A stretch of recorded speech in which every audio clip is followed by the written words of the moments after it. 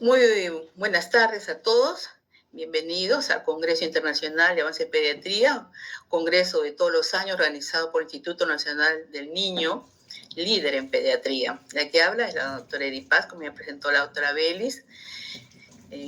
Trabajo en el Hospital del Niño ya bastante tiempo. Y bueno, vamos a comenzar a hablar sobre este bendito virus que ha producido una pandemia con alta tasa de mortalidad y el cual pues lamentablemente no se ha podido hacer de un inicio a unas necropsias que podríamos haber visto qué alteraciones producía y así dar un tratamiento, ¿no?, adecuado.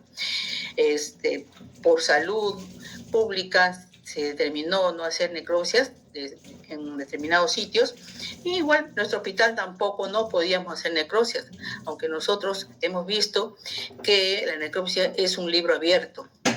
Es el único sitio donde el paciente fallecido hace algo por el vivo, ¿no? Así es. Bueno, este virus ya lo conocemos. En cuanto a la patogénesis, también ya sabemos cómo es el virus, ingresa por la vía respiratoria, ¿no? Acá está el virus. Un ratito. Tenemos el virus, el cual va a ingresar por el epitelio respiratorio.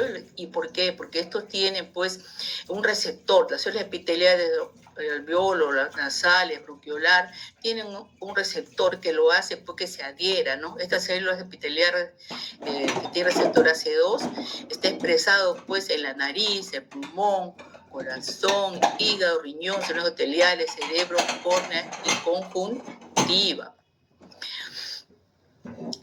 Se ha visto, ya se ha estudiado esto epidemiológicamente, se ha estudiado, patológicamente se ha estudiado, y cómo este virus está asociado pues también a la alta mortalidad en pacientes que tienen factores de riesgo, ¿no? Así, por ejemplo, es más frecuente la mortalidad asociada en varones, pacientes que tienen obesidad, la edad también, los mayores de edad.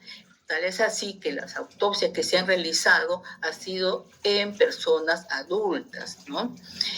Hay factor genético también que ayuda a que vaya a un desenlace fatal, ¿no? Trastorno de la inmunidad, un trastorno inmunitario, trastornos en la respuesta inflamatoria, y la presencia también de comorbilidades como la diabetes, la hipertensión arterial, enfermedad renal, ¿no?, enfermedad cardíaca también.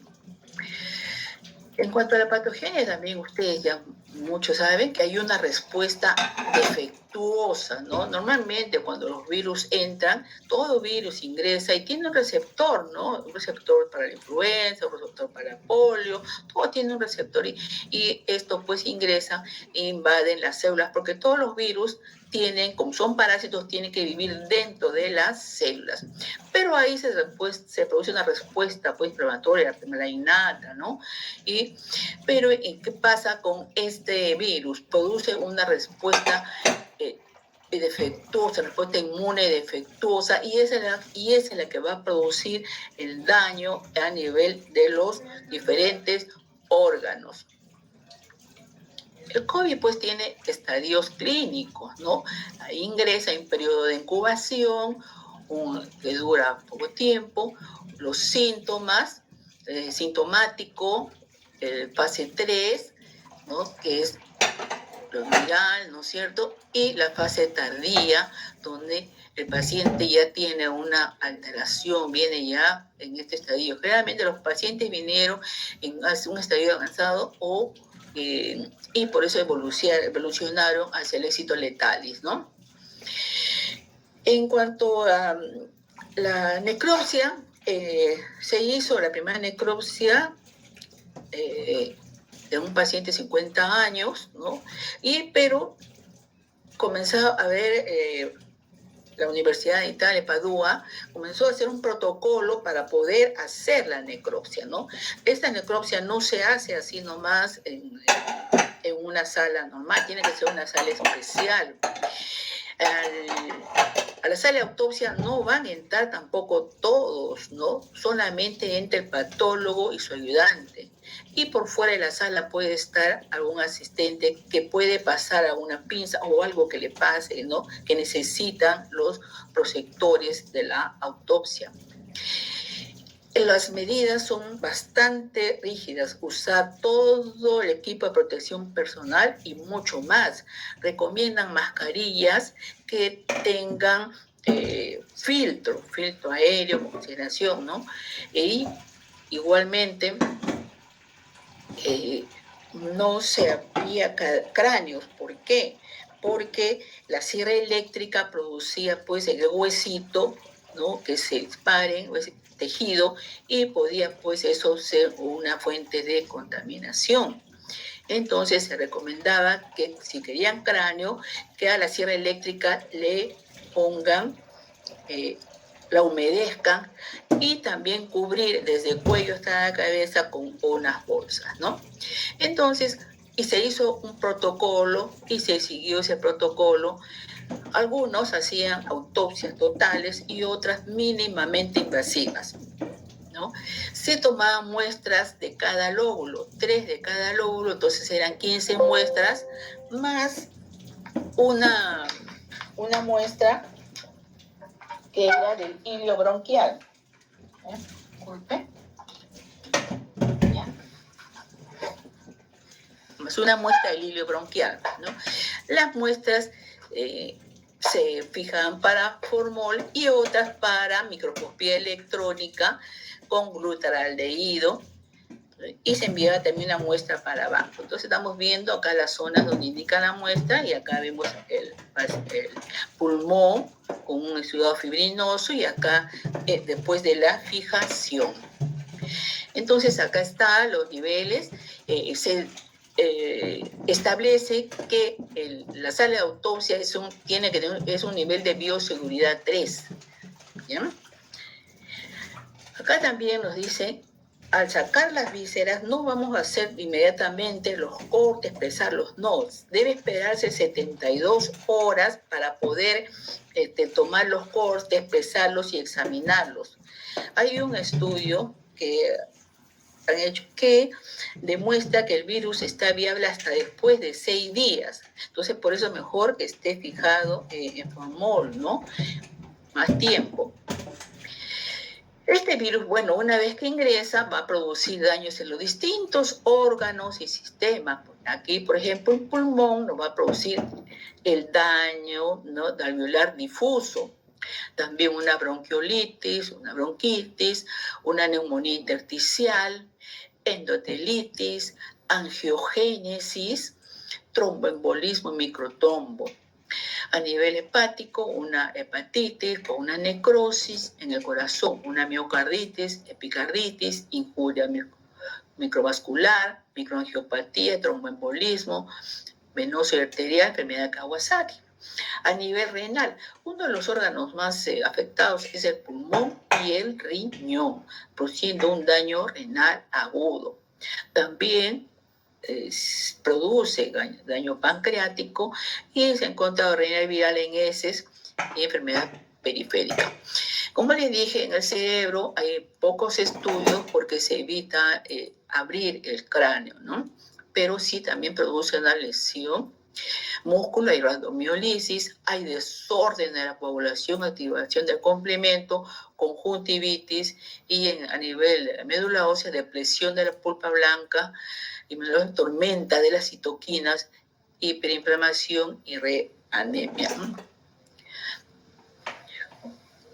Es importante determinar la causa de muerte en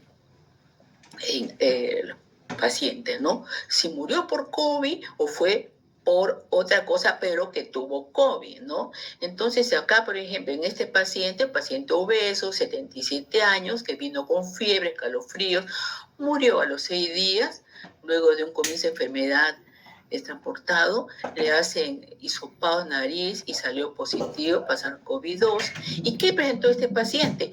Daño alveolar difuso. Acá estamos viendo la presencia de fibrina, con desprendimiento de algunas células. También hay bronquiolitis. Acá hay un bronquio y hay un proceso inflamatorio, acá, ¿no? Inflamatorio, es bronquiolitis. También se observa que hay un edema, lo que es clarito es un edema.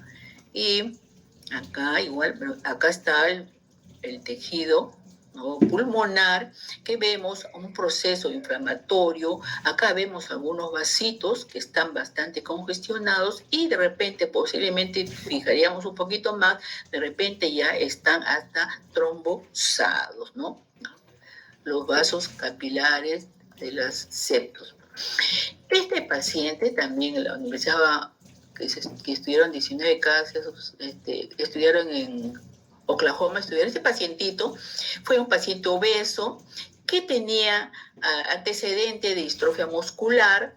Se presentó en el hospital comunitario en estado crítico con hisopado positivo para SARS-CoV-2, ¿no?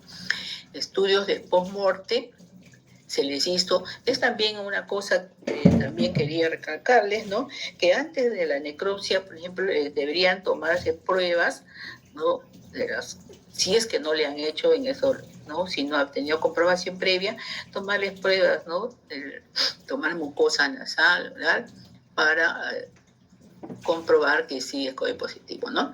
Bueno, entonces, los pulmones, en los pulmones encontraron también positivo. Este pacientito tenía una neumonía, acá está, por aspiración, ¿no?, de comida, aspiración de comida. Entonces vamos a ver, ¿no?, que hay una neumonía, los exudados, acá están muy bien, polimorfonucleares, no se ve el parénquima pulmonar bien, ¿no? Y este pacientito murió, y este es del aspirado de comida, y el pacientito falleció, pero no por COVID, sino falleció por la neumonía, por la aspiración de comida, ¿ya? Acá está el cuerpo que se ha aspirado. El primer caso reportado fue de la China, ¿no? Fue un paciente varón de 50 años que tenía fiebre, escalofríos, tos, fatiga, dificultad respiratoria a los 7 días del comienzo de enfermedad, ¿no? En la placa radiográfica observaron opacidades pulmonares. El hisopado fue positivo, se comprobó, se verificó que sí era COVID positivo, recibió tratamiento, pero a pesar de ello su condición fue mala, se deterioró, haciendo hipoxemia, empeoró, falleció, ¿no? El paciente terminó intubación, no quería intubación y falleció en el día 14 de enfermedad, ¿no? Entonces está en una fase ya no fase inicial, sino una fase ya más avanzada, día 14, ¿no? Entonces vamos acá a ver, estos son los sacos alveolares, en los cuales vamos a ver fibrina, y en este cuadrito vamos a ver desprendimiento de los neumocitos y presencia también de algunos macrófagos.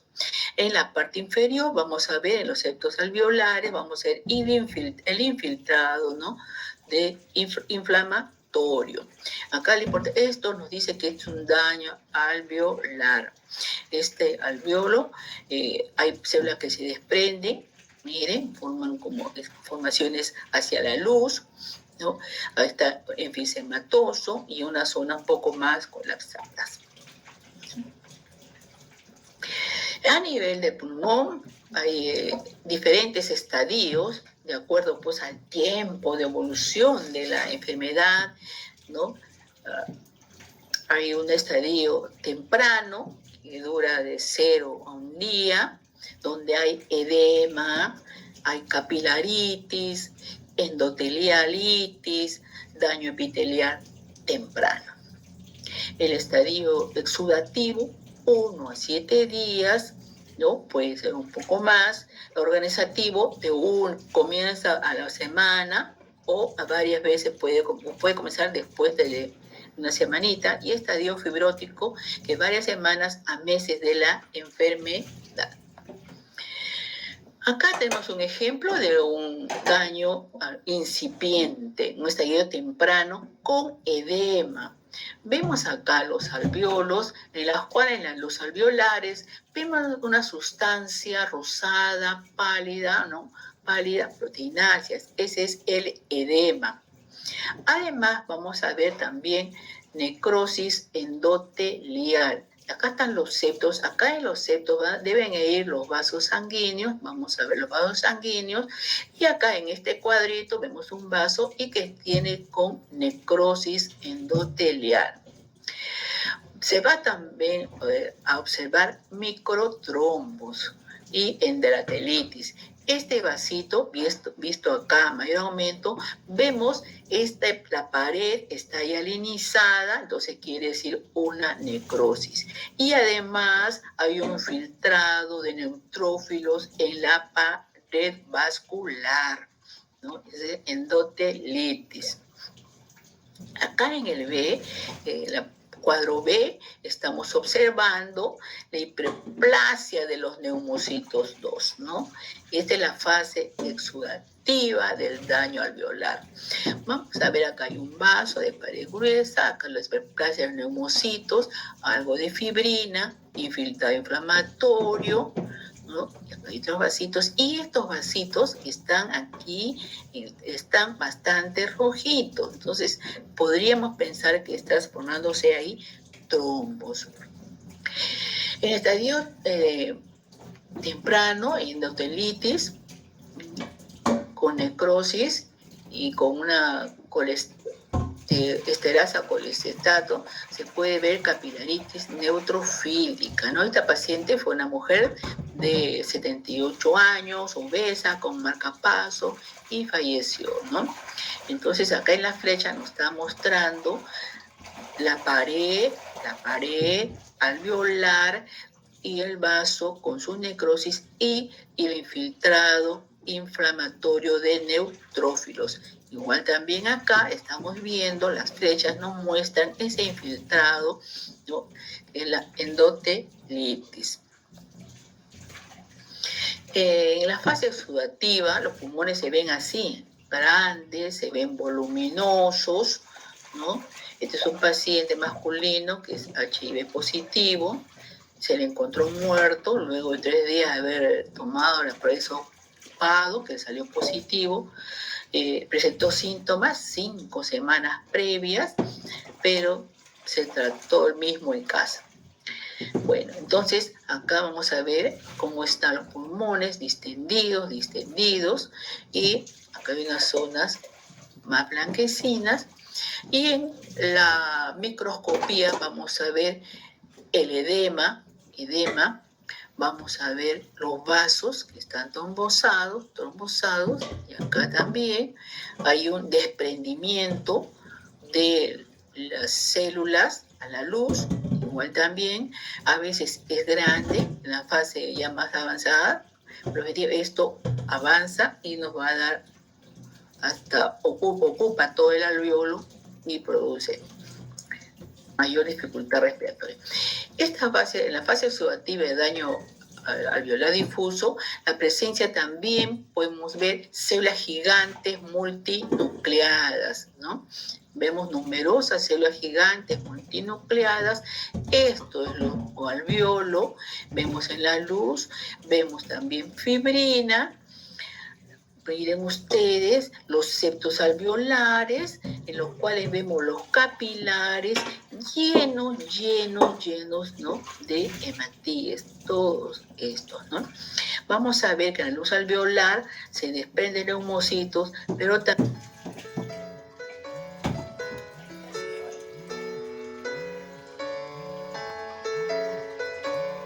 también hay presencia de macrófagos. ¿Ya? Acá estamos viendo la fibrina y cómo estas células se desprenden, y acá también ya se va a ir formando un poco de tejido fibroso. fibroso, ¿no? Acá están las membranas hialinas, estas que son rosadas, eosinófilas, que no tienen núcleos, es la fibrina, que se produce en la fase exudativa. Y acá estamos viendo estos grupos de células que emergen hacia la luz alveolar. Acá ustedes pueden reconocer los vasos que están taponados, es trombosis de los vasos pequeños a pequeños, medianos, en la enfermedad pulmonar en estadio también pues temprano, ¿no? Entonces acá estamos viendo el alveolo y este es el septo, que el septo está ensanchado. Ustedes saben, el septo casi ni se ve, ¿no? Pero acá está ensanchado porque los vasos están bastante, están trombosados, ¿no? Están trombosados y el componente inflamatorio, acá están numerosos células inflamatorias, linfocitos, algunos neutrófilos y los vasos pequeñitos, desde los pequeñitos hasta un poquito más grandes, están trombosados. El otro caso es una aspergilosis, que es una complicación. El paciente puede morir por esto o puede morir por una complicación, ¿no?, sobreagregada. En este caso hemos visto el aspergilio,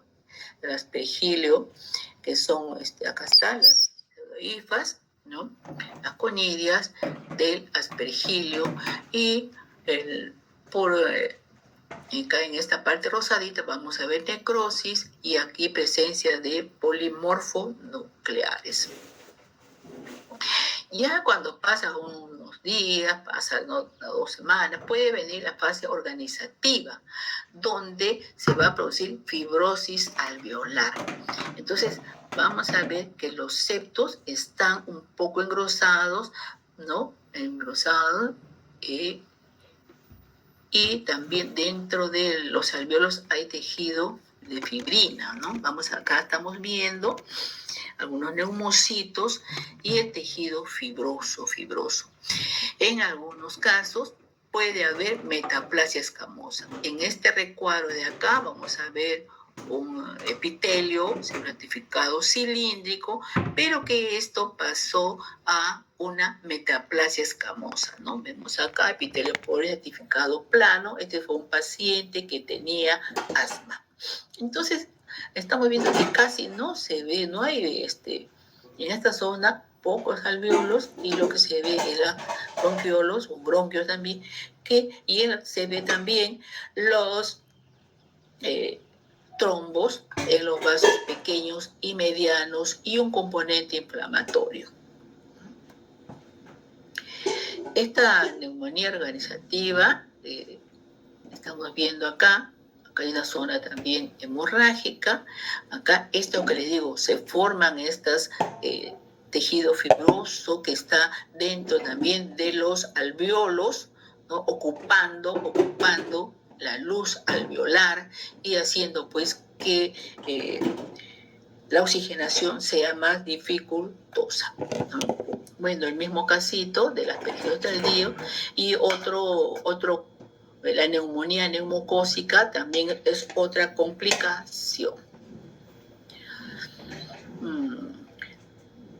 Hay unas publicaciones de un estudio que hicieron con 4 pacientes, la cual fue solamente una mujer. En todos ellos la causa de muerte fue neumonía, síndrome respiratorios y falla orgánica. Pero todos estos tenían problemas de comorbilidad: obesidad, falla coronaria, hipertensión y asma, ¿no? En el caso primero, el paciente primero, había un aumento significativo del ARN mensajero, interleuquina 1 beta y 1,6 al tejido pulmonar en comparación con los otros 2 pacientes, ¿no? Había también capilaritis septal, ¿no?, neutrofílica, ¿no? Esto es, y lo que se ve acá, ¿no?, es los vasos capilares con infiltrado de neutrófilos en la pared de los vasos, ¿no? Esta capilaritis también va asociada a microtrombos. Miren, estos septos alveolares están un poquito gruesitos. ¿Por qué? Porque los vasos están congestionados y también están con microtrombos. Pues se ve bastante rojo. Y acá también vemos la capilaritis endotelitis. En el paciente 2, acá ya la macroscopía podemos ver, ¿no? Mire estos vasos sanguíneos llenos de coágulos sanguíneos, que serían los trombos, ¿no? Este es en los lóbulos inferiores, un corte del lóbulo inferior. Después vemos acá las flechitas negras, que me va a decir que este es el exudado fibrinoso, ¿no es cierto? Y las membranas hialinas, hay vasos también trombosados, acá, con una inflamación, ¿no? Endotelitis, y aquí en las azules, que están congestionados, y se le hizo una coloración con inmunohistoquímica panqueratina, y se evidencia que son neumocitos 2 que están rodeando el exudado fibrinoso, ¿no? Así es. En el paciente 3 hay un daño alveolar difuso, ¿no? Acá está, daño alveolar difuso, presencia también de células gigantes. Acá en la microscopía electrónica se observó unas espículas tan características parecidas del virus, ¿no? Acá está la metaplasia, vemos la arquitectura pulmonar alterada, con los septos un poco engrosados, con microtrombos, presencia de membrana hialina y la metaplasia escamosa. En el D es cambio de organización, ¿no? Ustedes están viendo acá cómo hay tejido fibroso, tejido fibroblastos, los cuales se disponen concéntricamente con una acumulación central de células inflamatorias, y estos llenan el espacio alveolar. Acá hay uno más y acá hay uno recién que se está formando. En Anales de Cuba también publicaron casos de autopsia 50 fallecidos, y ellos encontraron, igual que casi todos, lo que es característico casi todos, los microtrombos, ¿no? En el pulmón, la presencia de fibrina, condensación pulmonar, membranas hialinas, descamación de los leucocitos, la hiperplasia del epitelio bronquiolar, metaplasia, pues cambios acá metaplásicos, y el tromboembolismo de vasos pequeños y más grandes, ¿no? Hay también otro vaso trombosado en el microtrombos capilares. Realmente acá está, por ejemplo, es poquito, acá no hay mucho. Aquí está el microtrombo, por acá también el microtrombo capilar. Vamos a ver que hay también proliferación de la pared bronquiolar. Aquí está la célula proliferación de la pared bronquiolar, y formación de papilas que crecen hacia la luz del alveolo. Acá están estas papilas, ¿no? Ellos hicieron también estudios con inmunohistoquímica.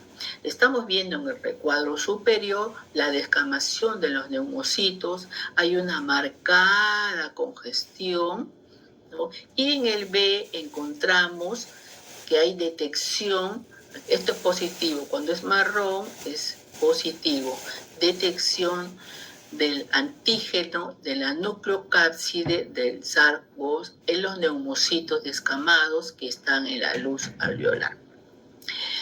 Acá en el C hay una hiperplasia bronquiolar, y también se le hizo igual la inmunohistoquímica y también salió positivo en estas células, ¿no? Aquí también hay una hiperplasia ya del epitelio bronquial, bronquiolar, bronquial. Igualmente se le hizo la detección del antígeno nucleapsis del sarcodelon en células epiteliales y también salió positivo, ¿no? Realmente la inmunohistoquímica ayuda a detectar, porque en realidad el virus no es como otros virus, por ejemplo, el citomegalovirus, yo veo la inclusión, la rabia veo la inclusión, ¿no? En sarampión hay una transformación de células epiteliales incisionales gigantes, ¿no? Las células de Frankenstein, ¿no? Que también me dice que es infección viral. Pero acá, por ejemplo, acá no se ve, en el HE no se ve una cosa que me diga este es el sarcoma, ¿no? Es más, el daño alveolar difuso es parecido para todos estos virus, ¿no? Acá, ese es un corte de riñón, un túbulo renal, donde vemos necrosis del epitelio, ¿no? De los túbulos. ¿Ya? Acá vamos a ver que hay un cilindro, ¿no? Que está dentro del túbulo, con pérdida también del epitelio y un moderado infiltrado inflamatorio. Acá vamos a ver, este es el glomérulo, otro glomérulo. En este glomérulo, a vista mayor aumento, vamos a ver que hay una trombosis de los vasos capilares glomerulares, ¿no? Este vasito está tachonado, aquí también está ocupado por, ¿no? ese trombo. Acá, detección del antígeno del nucleocapsid también está en el epitelio de los túbulos. Y acá llamó la atención que en este glomérulo también da positivo en algunas células no identificadas del mesangio, ¿no? Dio positivo. Bueno. A nivel del corazón, vamos a ver un moderado, acá que es clarito, es edema intersticial. Aparte del edema, vamos a ver que hay unas fibras también que sufren lisis, ¿no? Una rhabdomiolisis, se destruyen. A nivel hepático, esta es la vena, estamos viendo necrosis del hepatocito y una zona de congestión también, ¿no?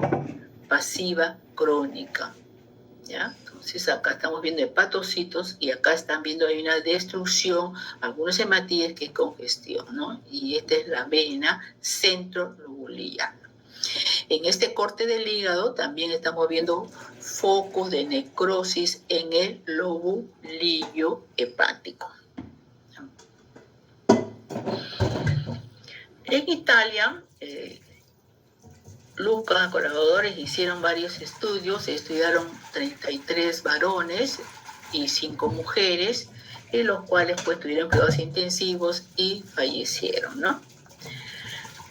En los datos histológicos de estos pacientes encontraron pacientes que estaban en fase exudativa, fase proliferativa y fase fibroblástica, ¿no? En fase exudativa encontraron pues que más o menos del 5 a 25% presentaban pues congestión capilar, edema intersticial y alveolar, proteinosis alveolar, hemorragia, membranas hialinas, ¿no? Más o menos de 25 a 50%. En la fase proliferativa encontraron, ¿no? Presencia también ahorita encontraron entre ausente que no había y también un 50% que tenían hiperplasia de neumocitos, metaplasia escamosa, reacción miofibroblástica intersticial, tejido de granulación, fibrosis alveolar, fibrosis, depósito septal de colágeno, ¿no? Y así. Y en la fase fibrótica, ¿no? Encontraron que hay un compromiso pleural, fibrosis mural, cicatrices, microquistes, ¿no? un pulmón con microquistes y hipermuscularización arterial. Y acá está la histología: daño alveolar difuso, fase exudativa, microtrombos organizados, ¿no? Acá en el C, acá están, miren, estos vasitos capilares llenos, ¿no? Están bien rojitos, llenos de hematíes, y que cuando se le hizo coloración con CD61 para megacariocitos, salió positivo. Entonces era microtrombosis de los vasos de los septos alveolares, ¿no? Y se comprobó pues el linaje de los megacariocitos con CD61. La fase exudativa temprana, hay una hiperplasia de los neumocitos, acá la flecha señala, hiperplasia de neumocitos 2, están hiperplásicos pero no atípicos, ¿eh? Hiperplásicos pero no atípicos.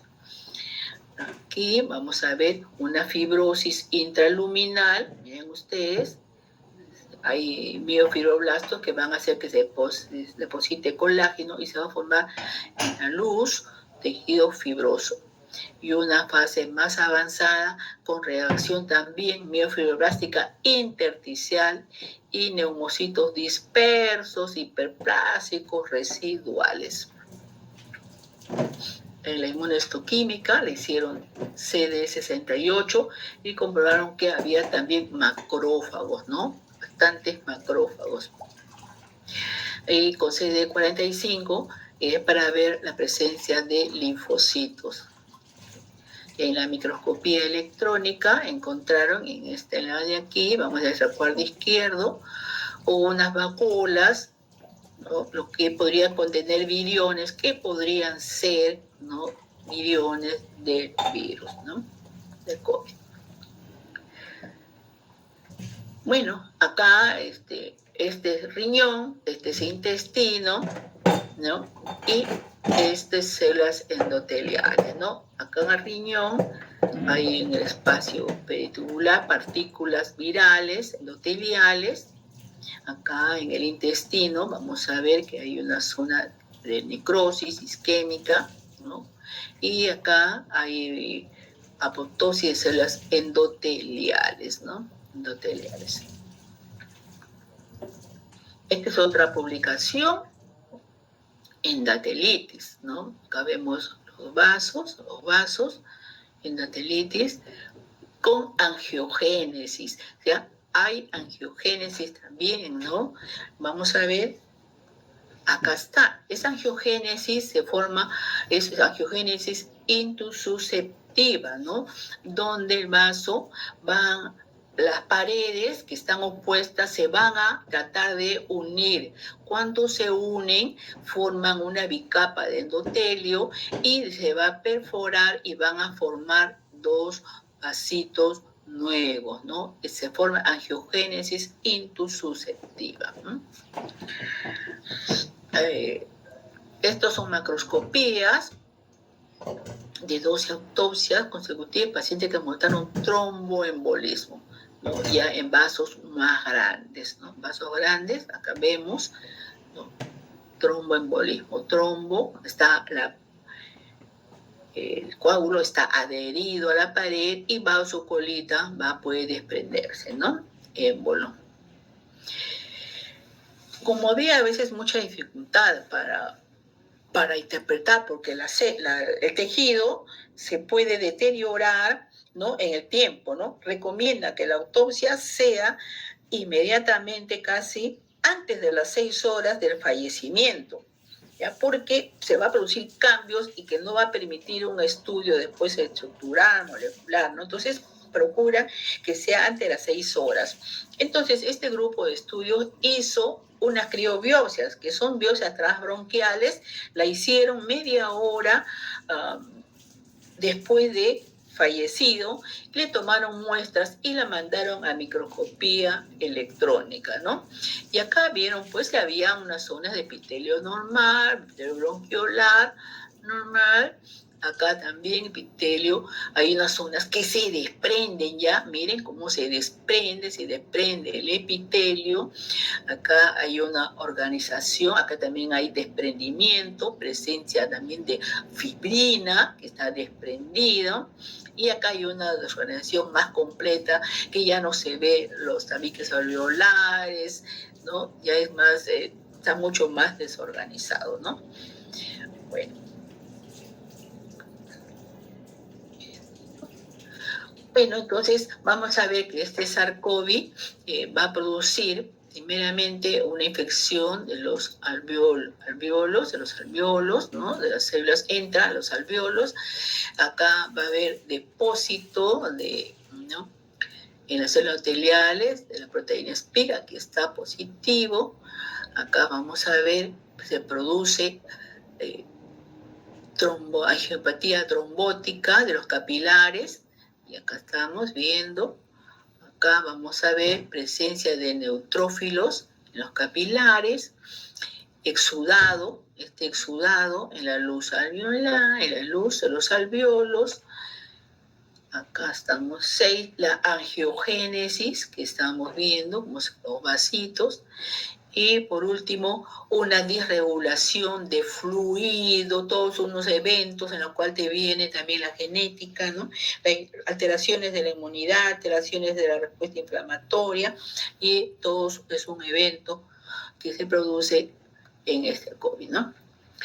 Acá, en esta publicación, es decir, ellos hicieron una revisión de la experiencia de todos los patólogos que habían hecho autopsia en él y habían estudiado pulmón principalmente, ¿no?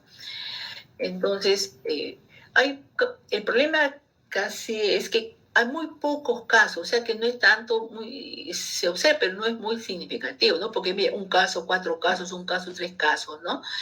Y bueno, la macroscopía, algunos reportaban, y en la microscopía ellos estudiaron que el daño alveolar, estudiaron la injuria vascular y el daño de las vías aéreas. En todos casi había daño alveolar. Injuria vascular también en una gran mayoría, y el daño más bien de las vías aéreas es menos frecuente, ¿no?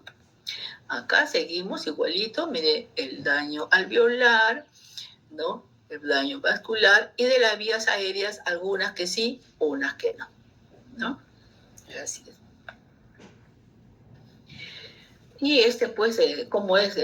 Cuando comenzó, bueno, en febrero del año 20, entonces se hicieron pocos pacientes hicieron necropsia, ¿no? Y después ya en abril, mayo se hicieron mucho más necropsias y permitió pues conocer un poco más de las alteraciones histológicas que produce este virus, ¿no?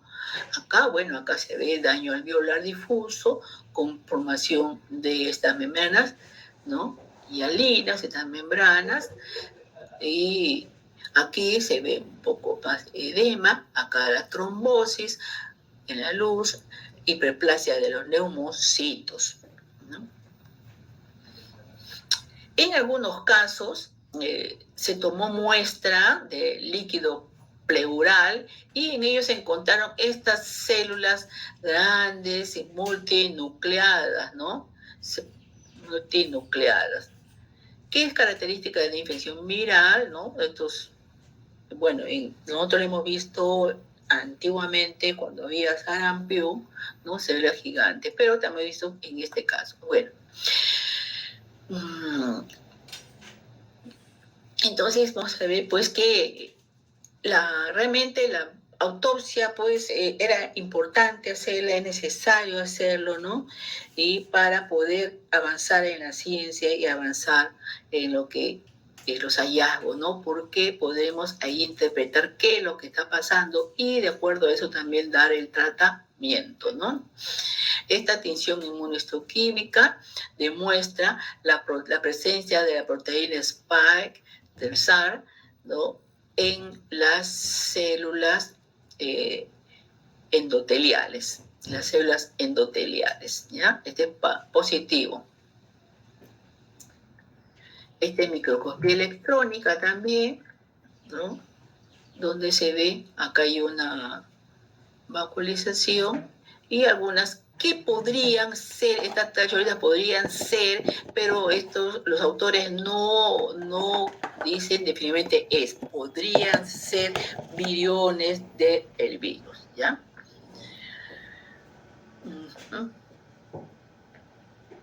Quedan ahí recomendaciones a través de la revisión que nos hicieron. Ajá. Acá, Casana en Italia hizo 38 autopsias, él solamente estudió pulmones y en estos pulmones encontró daño alveolar difuso, fibrosis, plaquetaria en las arterias. Todos estos pacientes tenían comorbilidad.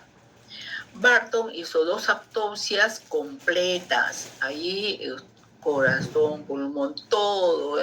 Los pacientes también tenían comorbilidad y él encontró en pulmones daño alveolar difuso, ¿no? Observó también neumonía, una con broncoaspiración. En el corazón de uno de los casos autopsiados se observó lesión isquémica.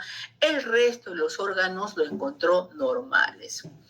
Yao hizo 3 autopsias, estudió también todos los órganos, ¿ya? Y encontró daño alveolar difuso a nivel pulmonar, gran infiltrado de macrófagos y monocitos en los alveolos, congestión, focos hemorrágicos en el tejido pulmonar, fibrosis intersticial, inflamación exudativa e intersticial del alveolo, degeneración y necrosis del vaso. Su hizo 26 autopsias, pero solamente estudió riñón, nada más. A nivel renal, él encontró lesión difusa del túbulo proximal con pérdida del borde en cepillo, degeneración vacuolar y necrosis, agregación prominente de eritrocitos obstruyendo los capilares, ¿no? Y material fibrinoide.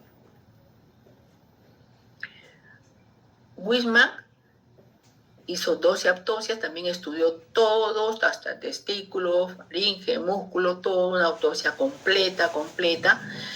Pacientes tenían comorbilidades y en los macroscópicos se encontró aumento de peso de pulmones, una hipertrofia cardíaca, trombosis de la próstata en la mitad de los casos, trombosis venosa, y en la microscopía daño alveolar difuso, tromboembolismo microvascular, congestión capilar y edema.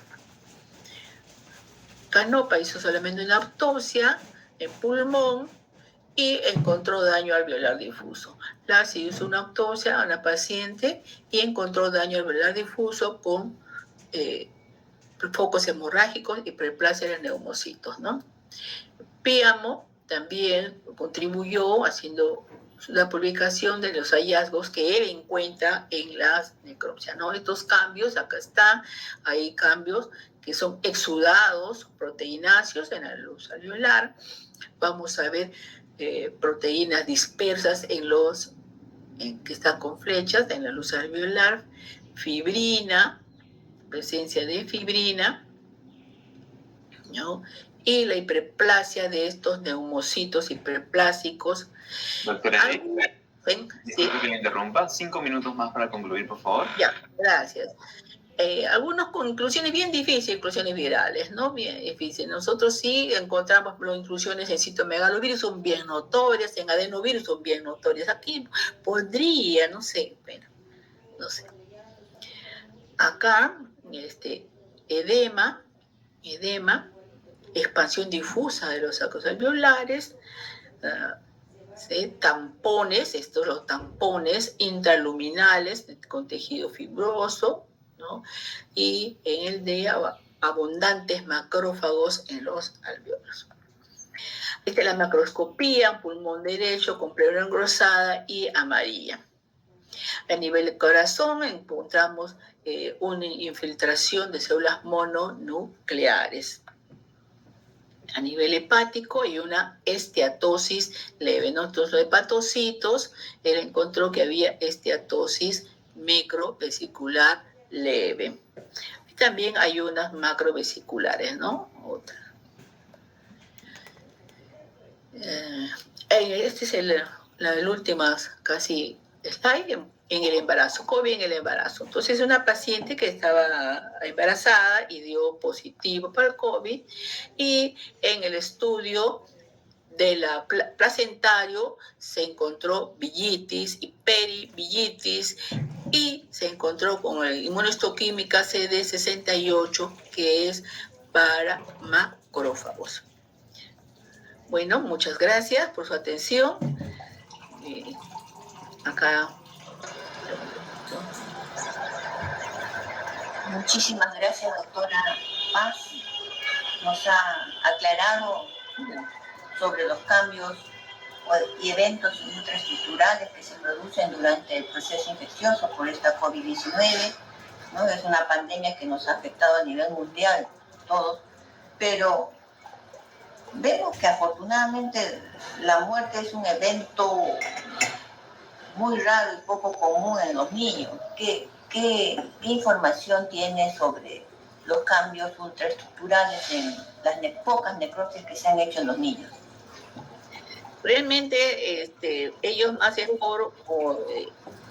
casi no se ha hecho, ¿no? El problema es que los adultos tienen comorbilidades, ¿no? Y eso es. En cambio, los niños, por ejemplo, no vemos esos niñitos con esas de hipertensión, ¿no?